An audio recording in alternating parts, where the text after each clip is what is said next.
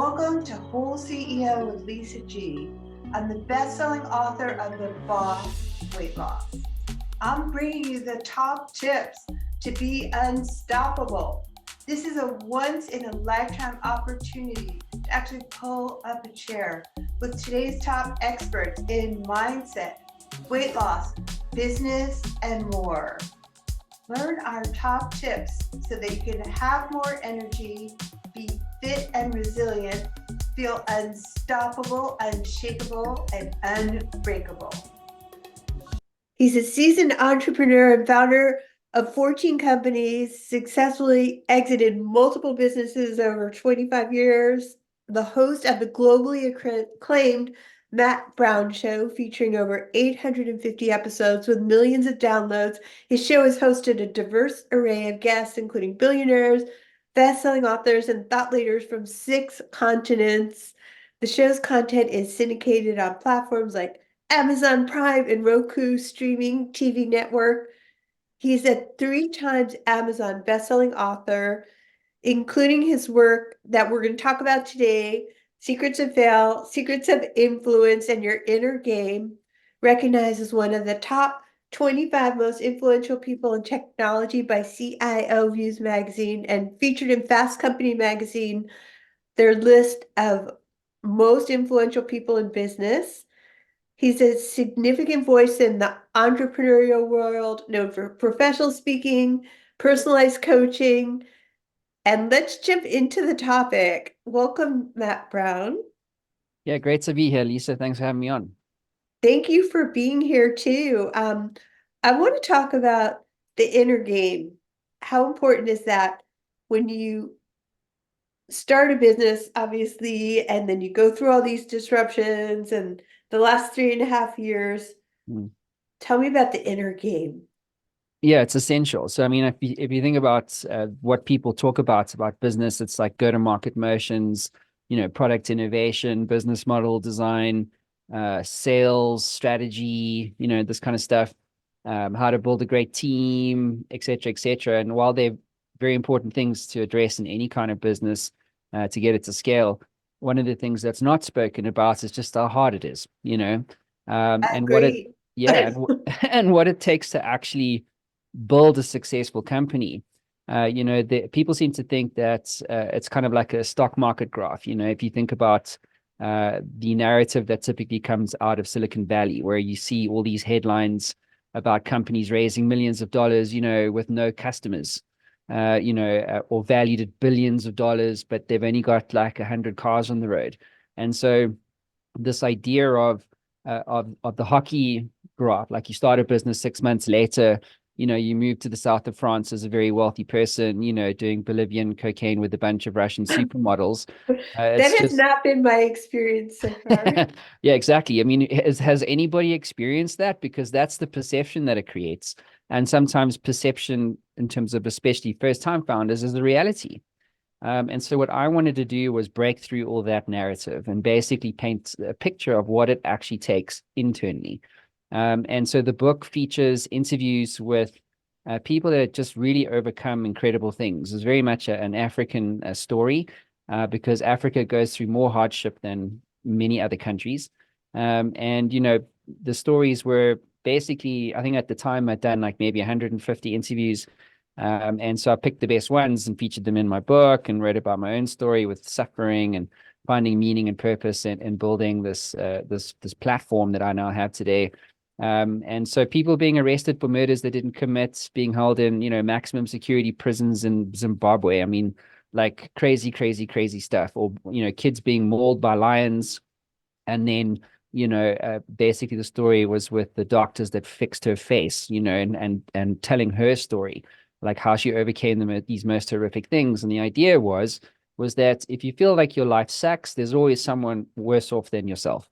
And so that's really what I wanted to do, is people to go, actually, you know what, it's hard, but it's not as bad, as I'm making it out to be. And I'm guilty of this, right? So it was really a book that I had to write for myself because I'm my own worst enemy. I love to self-flatuate when things aren't going my way. And I do that because I'm very achievement driven. I understand why. But I think, if you're a little bit kinder to yourself and you recognize that no one becomes rich quick, it takes 15 years to become an overnight success. And so when you think long term and you go, actually, you know what? I don't need to build, or get to $2 million this year. It can be in 3. It's all right. It's cool. It just takes time. But we seem to put pressure on ourselves, don't we? That we need to Yeah. achieve these things now. Everything must happen now. And that's not how life works. It doesn't work that way. Like whatever it is, you guys, whatever your goal is, we've all been disrupted. I hope you're listening to this. Have you ever seen that graph where there's like success at the top and then there's like water and all the stuff underneath that it took to get there?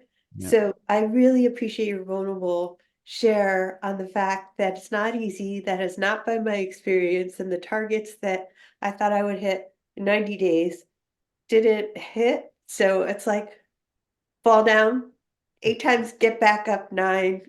Mhm. It's more like this, isn't it? Yeah, absolutely. It is. It's a stock market graph, and the lows are very low. Like when your share price falls through the floor and you're feeling like a complete imposter, or you feel like you're not good enough. Like, how do you pull yourself out of those moments? So how do you treat yourself in those moments where you're literally saturated with fear and uncertainty and doubt that you built the wrong business, you did the wrong thing, it's never going to work, or whatever you're telling yourself. And so in the book, You're in a Game, I share basically 12 principles for high impact entrepreneurs and business leaders. So these are like mantras, things that you can repeat to yourself when you are in the dumps and you do feel like an imposter and a failure. And then the stories around those 12 principles is what brings that principle to life. Okay, give me an example of one. I love mantras. Yeah, man. When you persevere, success can happen at any moment. I love that. Mhm. That is so wonderful. Yeah, it's true. It's actually I spoke to a network scientist. He studied the role of networks Yeah. in success. And he said the same thing to me in different words, but perseverance is probably the number one quality you can have. Seriously, like above anything else. Anything I else. love that. Yeah. That's such a good message. Keep going, you guys. We're all disrupted. Never quit and persevere. And that brings me to another topic that I love of your books about secrets of fail, because we all have to take the lesson from failure, right? hmm Yeah, and so with that one, what I wanted to do was paint a counter narrative to what you see on LinkedIn. So if you look at the timeline of LinkedIn, what do you see? Well, you see, all these people being successful. Lisa Goldenthal just like sells out another conference or workshop. This person just sold his business. This one just got promoted to CEO of this company. And so it just creates again this perception that success is the only thing worth celebrating. But you and I know that, failure is a prerequisite to success. And especially again for younger entrepreneurs who are leaving, college with MBAs and $250,000 worth of student debt. And their entire life, they've been taught that failure is bad. Like, you don't get an A on that test. Well, guess what? You're a failure. Failure is bad. Don't get good enough grades. Well, guess what? You don't get to go to college. Oh, you didn't win that hockey match, right? Well, that's also a fail, isn't it? And so then when you move into the real world, you start to realize that, well, actually, no one's successful without failure. In fact, you need 10 years of failure again to become successful. And so behind all these stories, that people are sharing on LinkedIn is loads and loads of failure. And so that's what I wanted to do, was to uncover the truth about what it actually takes to overcome failure in business as a business leader, because we all know it's hard, it all sucks, and it doesn't come easy to a lot of us, right? And so again, all I did was through my show, I do these series. This one was called Secrets of Fail, and I interviewed 150 CEOs. They had built, $10 billion in revenue aggregates in terms of companies and stuff like this. And then I featured the best stories in my book. We launched like 300 assets or videos just to really start to encourage people to talk about failures. Because surely, if you say something like, fail forward, right? Or learn from your failures, because that's how you become a better CEO or a better business leader or a better speaker or whatever, then why aren't we talking about that? Because surely if you can learn from the mistakes of others, then the world would be a better place, surely. So why are we only celebrating success? Why don't we go onto social media and go, I fucked up today. I lost my company. Here's 7 things that I learned, you know. But we Yeah. don't want to do that because we want the whole world to celebrate the fact that we're successful, when actually that's not human. That I think social media has created this perception that we should only ever celebrate success. And it's a doctrine that I think should be disrupted and it should be changed because the more we can talk about our failures, the more we'll be able to start to influence people, you know. Yeah. Um, yeah, I mean, I tried to do X, but it didn't work. Here's why. Right? Yeah. Not like I did X. In other words, this is what you'll see. I built $1 million company in 12 months without hiring a single member of staff. That's what you Yeah. see, you know. Meanwhile, it's like I tried to do it and this sucked. I Yeah. failed at that. So I got halfway. It wasn't bad, but I failed at that goal. But here's what I did, I was successful at, or here's what I failed at, and here's what I learned. Just to start making a positive difference, because that's what influence for me is. It's not about enriching yourself, it's about enriching others. It's about elevating others and making a positive contribution to society. Well, I love the fact that you are keeping it real on the need for failure and calling out some of these people on social media where you're getting caught in this like blame, shame, victim comparison mode, when in fact they aren't having this open conversation about failure. And historically, if we could study the failures of others, we can learn from their mistakes instead of just our own mistakes too, right? Mm-hmm. Yeah, absolutely. I mean, think about the value of that knowledge. If you could have, thousands of stories, data points, insights, hacks, tips, Yeah, and you could aggregate it. And that's actually what we're doing now. My team built a custom GPT app. It's called Matt Brown AI. And we've loaded all the transcripts through over the last 800 interviews, loaded all that up into the LLM, the language model. And what I'm doing is looking to influence 1 million entrepreneurs, this year. And what I'm yeah, trying to do is I mean, who's got time to listen to 800 podcasts? I don't. But if you could train an AI, right, on all of that information, there's thousands of stories, data points, lessons, hacks, and tips. And then I could give Lisa, and everyone else in the world a front end chat GPT interface where you can ask questions that based on that knowledge capital, then surely, and the failures, right? Think about that. yeah, And like, how do I avoid this? And that information, by the way, is not in GPT because it's trained on all knowledge that already exists out there in the world. But my content, my body of work is based on real world stuff. It's like these guys fucked up at building this company, or they were remarkably successful. So how did you do it? yeah. You know? Well, I love that AI. It's wonderful. It's such a great tool to have. So I think that's so cutting edge. And I know you mentioned influence. So let's just jump into the secrets of influence too, because that's my last question. Like, what does influence mean to you? Hmm. So if I ask 10 CEOs what's influence, I'll get 10 different answers. And it's because influence isn't really understood, but it is commoditized. Because if you say the word influencer, what do you think about? Well, you think about influencer marketing. But influencer Right. marketing is about self-enrichment. So I have this platform, I have this following, and you, Mr. Brand, pay me $5,000, $10,000, $15,000 to promote your product, that I don't really care about. All I'm doing is really enriching myself and creating this perception that this is a cool product.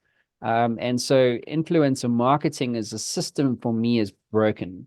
And in my book, I write about this idea of influence systems because what is influence really? Well, if you think about who are the greatest influencers in history, so Nelson Mandela, right, from South Africa. And if you think about Elon Musk, what's he doing? Oprah Winfrey, what's he doing? What's Satya Nadella doing? They're elevating others. That's what they're doing. Multiplanetary species, right? Making sure the human race doesn't die because of some, cataclysmic social event or, space event.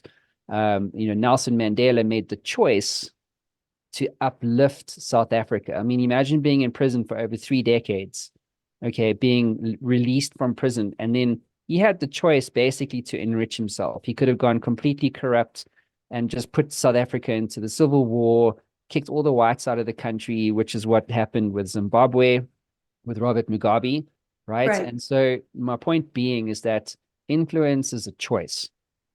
So ethically, there's negative influence and then there's positive influence. Negative influence is influence marketing, misrepresenting the truth about what you can do and the value that you can create. Still creates traction, right? Still gets your attention, but it's not really ethically correct, is it? Like when Logan Paul launched Prime in Europe, they basically gave this crowd all these bottles of Prime. And they said, what we want you to do is empty these bottles, and then we want you to throw them at us on the count of three. 1, 2, 3. And then what you saw on social media was basically this crowd losing their minds and throwing these Prime bottles, and it created the perception that this launch was going wrong. So then it got picked up by mainstream media. The whole thing went viral. They got a whole bunch of earned media. So I'm saying, was that ethically correct? Probably not. Probably not.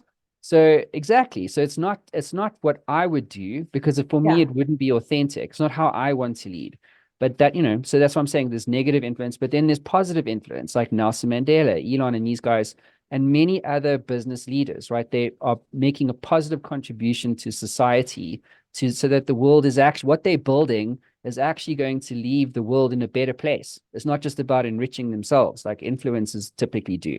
And so that's really what influence is. It's about recognizing that it's about elevating others, but then the book addresses specifically why most business leaders don't even know what it is, and then furthermore, understand how to cultivate their own influence, right? And so I share a whole bunch of ideas and frameworks that I've used over the last 10 years to elevate my own influence. Because if you think about my show over the last 10 years, the why hasn't changed. It was always about making a positive difference to entrepreneurs around the world through information sharing at scale. See, that's what influence is. And I believe that if you recognize and you get clarity on what influence is, you can actually become more successful faster. I love your focus on elevating others instead of just elevating yourself as an influencer and what influence is, because obviously that influencer word has a bad connotation, but everybody wants influence. It just gives you, like, you built this massive platform by elevating others and highlighting their stories. And that's what I like to do as well. So I love your spin on influence, and I love your podcast, The Matt Brown Show. Where can people find more of you? I know we met on LinkedIn. Yeah, for sure. So LinkedIn's a good place. You can just plug in Matt Brown Show and you'll find me everywhere. So LinkedIn's good, mattbrownshow.com. Yeah, all around. Wonderful. Well, thank you for being a fantastic guest on Disruption for Good. Thank you. Thanks for coming to the WholeCEO Disrupted series. This program is brought to you by Magic Mind. This little shot of productivity helps me focus, and I'm giving you guys a special discount, so I'll link up all the information in the show notes, and I'll see you soon. Thanks for coming to WholeCEO with Lisa G. After over 20 years helping people lose weight and get fit, I'm so excited to announce that I found the missing link with my coaching. Message me if you want to learn how to look better, feel better, and go faster with a master. Lisa G at lisagfit.com.